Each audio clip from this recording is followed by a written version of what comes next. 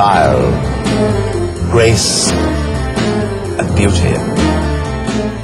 Even the Oxford Dictionary defines Rolls-Royce as a thing of quality.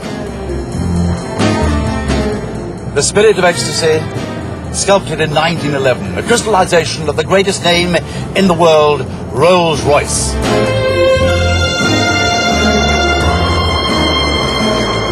This is the last great Rolls-Royce made, the Silver Cloud.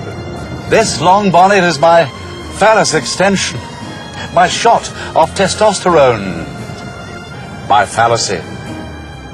Frederick Royce began it in 1904, and I'm now driving his heritage.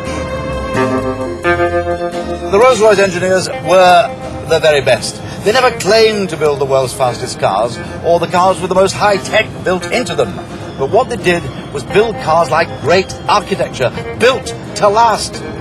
It is believed that 75% of Rolls-Royces are still extant.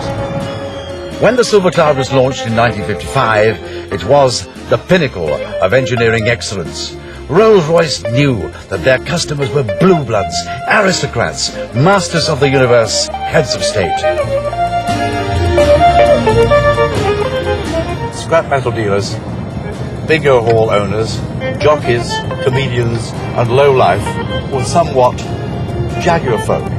But the Cloud transcended the class divide. Its beauty and excellence entranced everybody. Doormen at posh hotels would fawn. Refuse collectors would doff their caps in admiration. The engine, originally American, improved as always by Crewe, still in use today, shoveling out something like over 400 brake horsepower. The steering box, not imported, they made their own. Technical perfection.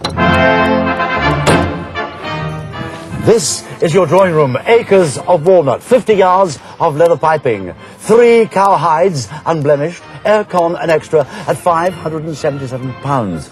You could buy a Morris Minor for that in those days. It took 3 months to build. Total cost £5,000. 12 coats of paint. A thing of beauty is a joy forever. But now, once upon a time, I did observe a technician going for a drive at Crewe, but he got in the boot with a stethoscope to test for obtrusive noises.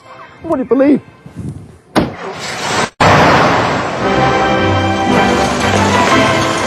It existed at a time when the social orders of Britain remained rigid.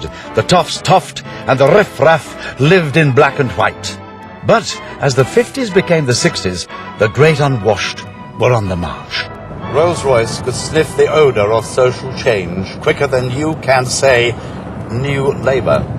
The owner-driver was now in vogue, and the chauffeur in possession of his P45.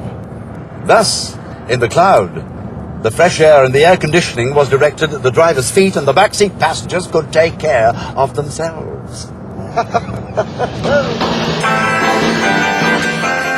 Dukes, viscounts and lords were replaced by pop stars, comedians, bookies and Johnny-come-latelys. Class, style, dignity, honour disappeared in a cloud of new money. All this meant the Cloud was doomed.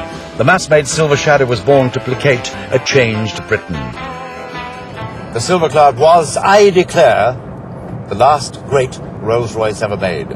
Charles Stuart Rolls and Frederick Henry Royce can raise a flagon of nectar in the Elysian fields to its creation. And that alone makes it great.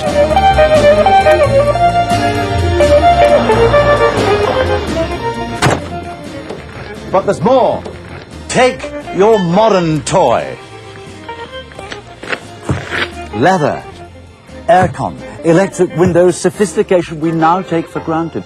It's because of motor cars like the Cloud that we have these. Rolls-Royce proved that motoring could be luxurious, that the motor car was more than a mechanical horse.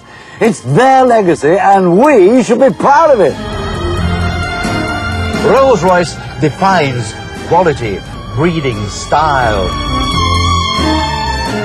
And so, as the last proper car from this illustrious company, is not the Silver Cloud the greatest car in the world?